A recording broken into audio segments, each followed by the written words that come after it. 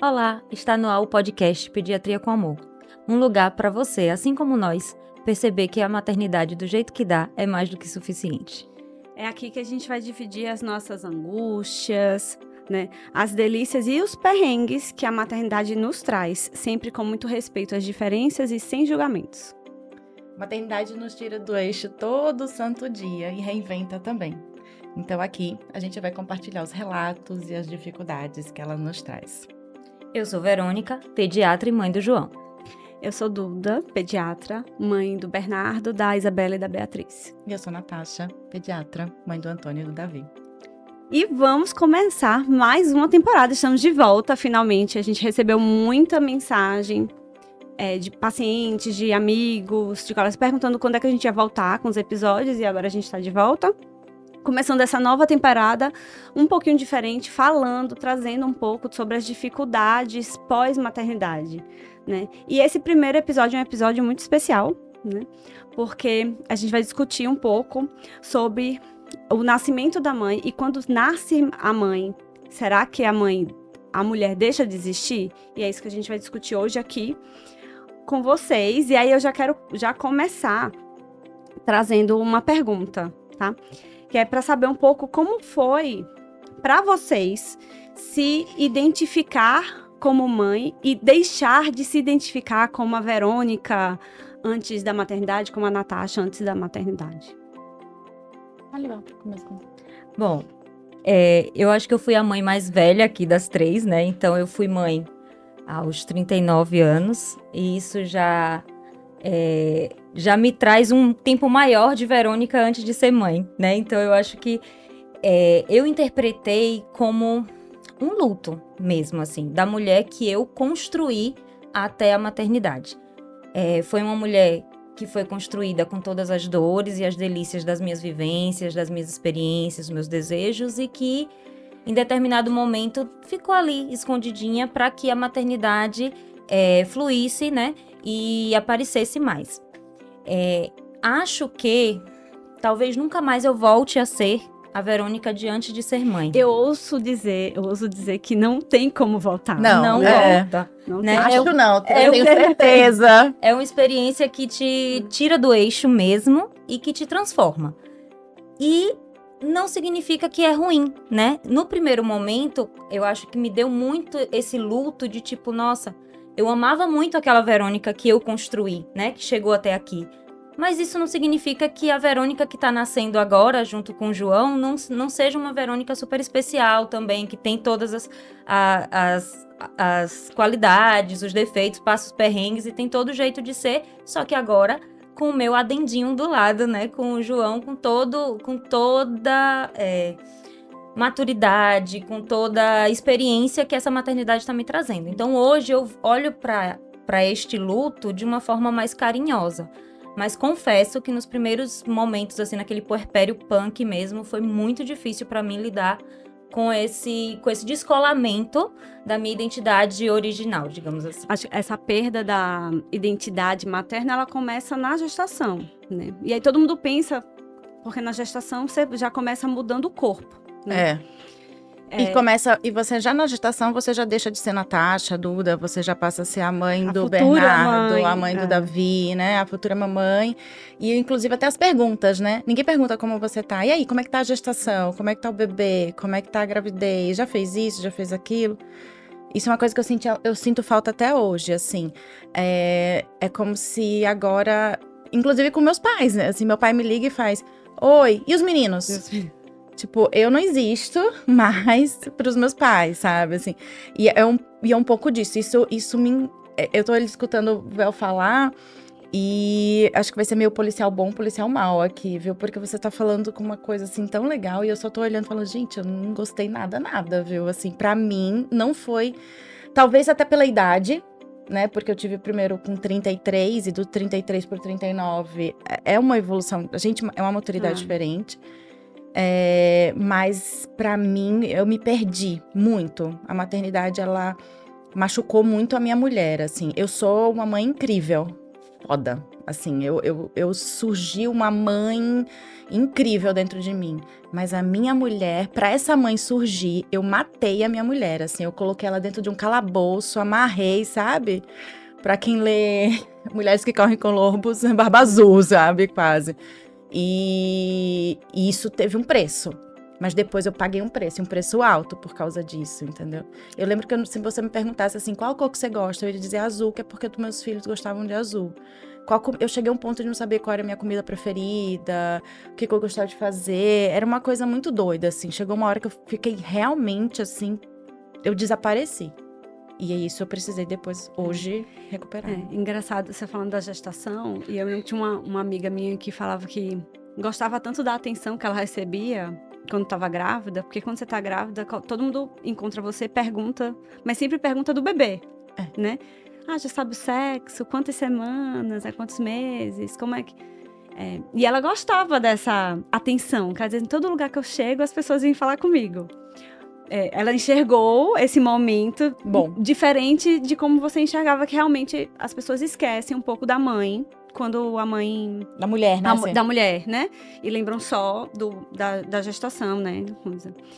Eu também tive dificuldade de não me enxergar como mãe. Na verdade, quando o Bernardo nasceu, eu já me enxerguei totalmente como mãe. Eu tive dificuldade de voltar a ser a mulher, né? E fazer as coisas para mim, que é uma coisa que eu só comecei a fazer agora, recente, porque a vida ensina, né? Ou na marra ou não.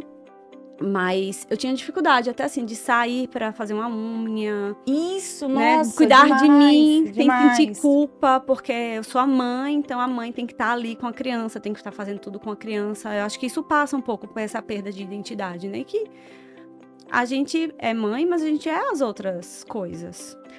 Nossa, na verdade, mãe é um adendo. É o contrário, né? Não é pra mulher ser um adendo e a mãe ser o principal.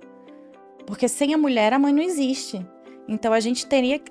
a mãe, ela é um adendo. Como a médica, ela é um adendo. A médica não pode ser, porque nós três somos médicas. Não pode te definir, né? Não é a sua definição. Eu sou médica, não. Eu sou Natasha, né? Que também é médica. Que também é médica. Que também é mãe. Que também é mãe, entendeu? Que também tá tentando ser baterista. Que também tá tentando... Entendeu? Então, assim, na verdade, só que isso vem de uma construção muito do que a gente é ensinada desde criança, porque vem né? daquela coisa, que é essa perda da identidade. Será que ela é uma escolha? Que eu acho que não é, né? Ou é uma imposição da sociedade? Porque a sociedade enxerga a gente como mãe, depois quando você tem um filho, né? E aí vem todas as imposições que a sociedade trazem para aquela mãe. Desde sair para fazer dos hobbies que a gente conversou sobre isso na primeira temporada. Mãe pode ter hobby, né? Então, assim, em roupa, por exemplo, isso não é uma roupa adequada para uma mãe. Isso não é uma maquiagem adequada para uma mãe. Isso não é um jeito adequado para mãe, entendeu? Você sair beber, por exemplo. Hoje eu vou pro forró. A gente teve agora, sei lá, 30 dias de forró. Você sair, se divertir, beber, se relaxar, estar. Isso não é um comportamento adequado para uma mãe, entendeu? Então, até porque assim, quem ficou com a criança? Quem ficou com a criança, né? Então tem isso. Eu acho que a sociedade, eu acho que não é uma escolha nunca, tá? Eu acho que ninguém quer perder a sua própria identidade pelo outro, né? Por mais que sejam nossos filhos, por mais que a gente ame. Eu dou meus 2 braços, minhas 2 pernas, meus 2 rins, assim, isso sem sombra de dúvida de tanto amor. Mas, assim, eu não preciso doar. E meu filho não precisa da minha identidade, ele não precisa... Não há necessidade dessa perda para que a gente se torne uma mãe boa, que a gente saiba cuidar do outro, para que a gente tenha esse processo.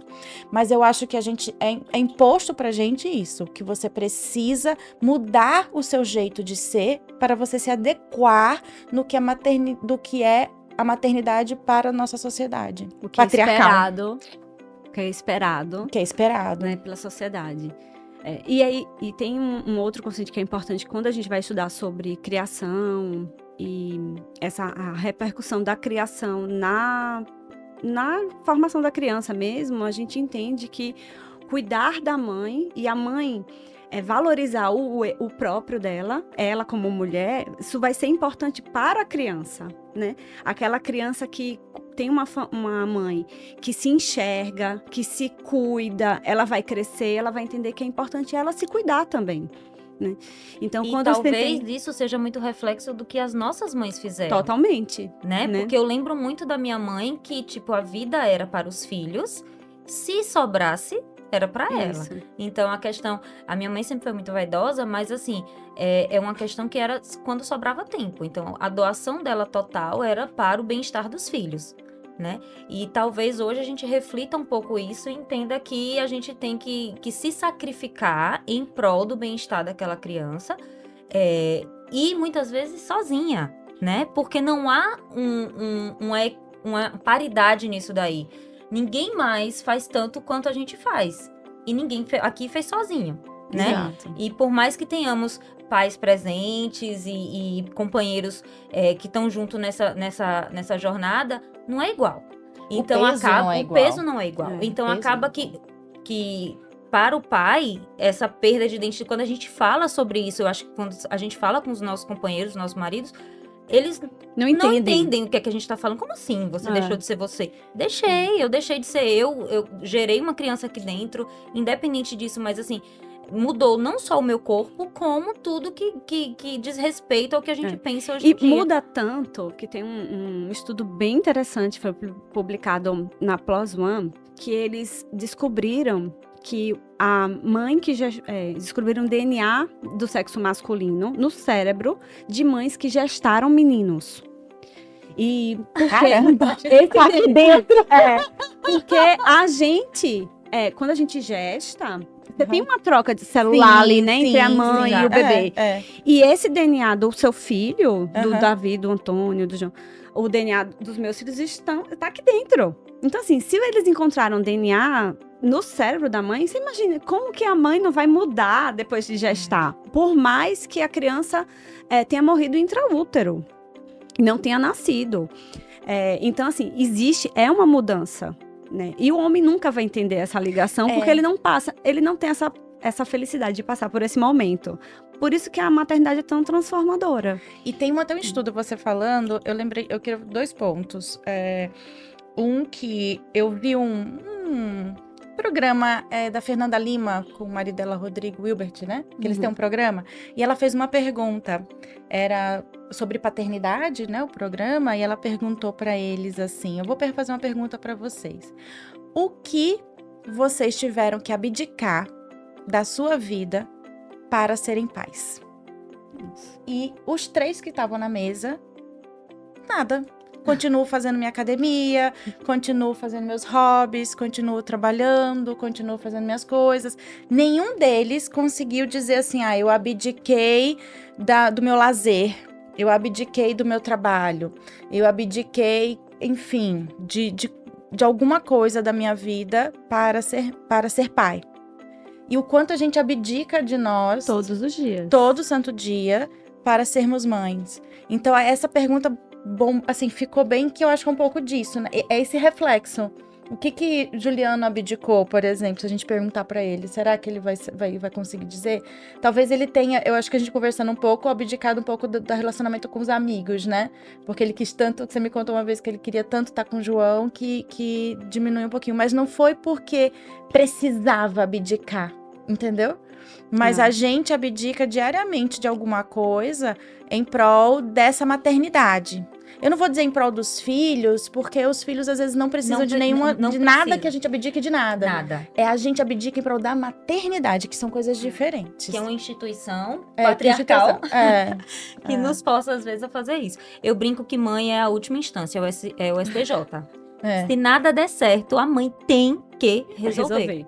Não importa como, não importa de onde ela vai tirar força, energia, nada. Ela vai ter que resolver. Então, esse papel de última instância de STF, né, cansa um pouco também, tira um pouco da gente do eixo, né? Faz com que a gente tenha que abdicar de algumas coisas, né? Isso. Total. E outra coisa, só pra... desculpa te cortar, Duda, mas só pra complementar o que você falou do DNA, a gente fez uma live há muito tempo sobre instinto materno. Não sei se você lembra, foi incrível essa live. Já tem uns 3 anos. E a live veio de um estudo que acho que saiu, não sei se foi no Pediatrics, um estudo grande que eles analisaram o cérebro, ressonâncias magnéticas e exames enfim, diversos exames neurológicos que investigaram o cérebro, como que o cérebro da mulher se comportava antes e pós ter filho. E aí eles queriam, nesse estudo, era pesquisar se de fato aquilo ali era o que significava o instinto materno, né? Então eles conseguiram, lógico que não chegaram à conclusão, né, porque é muito difícil, mas eles conseguiram mostrar que as áreas de estímulo para cada coisa muda. Eu não vou lembrar detalhes disso, mas eu lembro que assim, o nosso cérebro é e o nosso cérebro muda depois que a gente tem filhos. Então, a área que vai ser liberada, a área mais predominante muda, a área que vai ser solicitada para um determinado momento muda.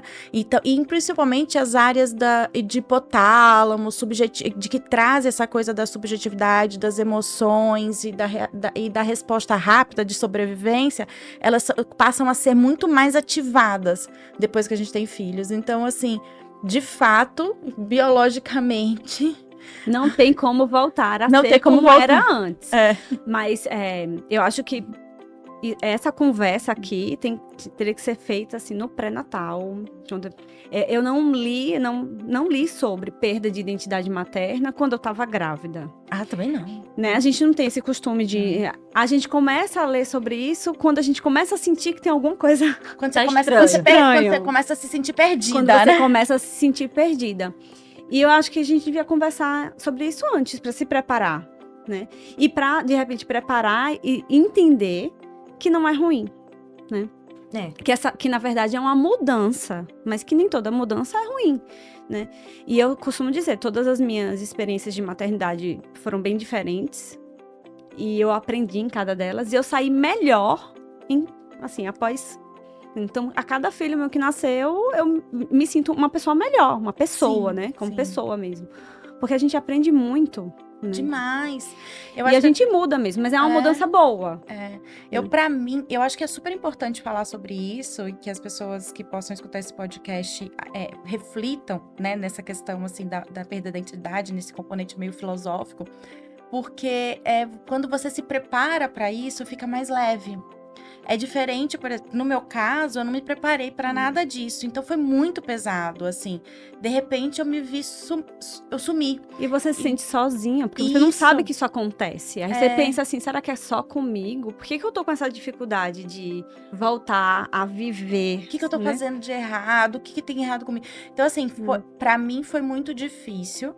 Mas quando eu também entendi que eu precisava... Aí eu fui procurar ajuda e tudo mais. E quando eu entendi que eu precisava voltar... E que voltar a mulher em mim não era errado... E que isso não me deixava menos mãe... E que meus filhos não iam sofrer por causa disso... Porque ainda tem esse peso... Aquilo foi me dando um certo alívio. Hoje, né, depois de um processo... né, terapêutico e de amadurecimento, né? Eu tenho 42 anos hoje, então é diferente dos meus 33. Nesse amadurecimento, eu pude entender... 42 não, 43, gente. Esquece. Eu pude entender que, assim, nesse amadurecimento, que quando eu ser mulher e depois ser mãe, é muito mais legal. Eu sou muito mais legal para os meus filhos. A minha relação com eles melhorou muito, porque eu consigo ensinar coisas da vida para eles. A gente consegue ter conversas. Eu consigo mostrar o ser humano que eu sou. Eu consigo chorar na frente dos meus filhos e mostrar vulnerabilidade. Eu consigo pedir desculpas para eles. Entendeu? Assim, eu saio daquele papel de super-heroína e mostrar pra eles... Por quê? Porque, como você falou, e tá tudo bem se eles forem assim também. Porque se eles me tiverem como referência de uma super-heroína e uma pessoa que não chora, o que eles vão ser? Né? Também, assim, eles vão repetir o padrão. E aí, o quanto isso vai trazer de sofrimento pra eles, que trouxe pra mim. Né? Além do que, a super-heroína é inatingível, né? E você precisa estar... atingível ali, né? Factível pro seu filho. Não adianta você ser um ser iluminado, inatingível, super-heroína. Você tem que estar aqui, engraçado, né? que essa questão da perda da identidade, ela tá muito relacionada ao burnout materno. Porque quando eu tenho essa perda da minha identidade como mulher, eu fico mais estressada, né? Então eu fico com o meu limiar, porque eu não estou satisfeita, tá? Algo me falta, então eu acabo me irritando mais com os filhos, né? Eu acabo tendo mais sofrimento interno, e isso vai se manifestar de alguma forma. Adoecendo, aí vem as E doenças vem físicas. as doenças físicas relacionadas a todo esse processo de sofrimento psíquico mesmo, né, que as mães passam. Então é importante a gente falar sobre isso, se preparar, como você falou. Por isso que eu digo, essa conversa é uma conversa para gestantes. Para quem, assim, tá gestante, acho que faz parte do pré-natal. Eu normalmente, quando nas consultas pré-natais, eu falo sobre isso, assim, eu tenho um tópico de falar sobre puerpério e essa perda de identidade. Normalmente chora eu, chora a mãe, o pai fica sem entender nada, tipo, essas duas malucas estão chorando. Mas é isso, eu acho que só quem passa entende. E acho que a gente chegou numa conclusão que nessa questão de mulher e mãe, a ordem dos fatores importa, né? É importante a gente ser uma mulher que é mãe, ao invés de ser uma mãe que é mulher, né? Isso. E talvez, eu acho que a mensagem que a gente tem que deixar aqui é que a gente precisa, antes de tudo, voltar a ser mulher, né? A voltar a ser quem a gente... Não quem a gente era, que a gente já chegou à conclusão que a gente não volta mais. Mas ser uma mulher melhor, né? Que também é mãe. E que também tem outras funções e que precisam ser desempenhadas também. Perfeito, acho que a gente fechou da melhor forma possível esse episódio. Se você não conhece a gente, ainda segue a gente lá nas nossas redes sociais, no Instagram, no pediatria.com.amor. Se você não conhecia o podcast, vai lá, escuta a primeira temporada, tem alguns episódios bem legais e fica de olho que os próximos episódios são ainda melhores. Tchau!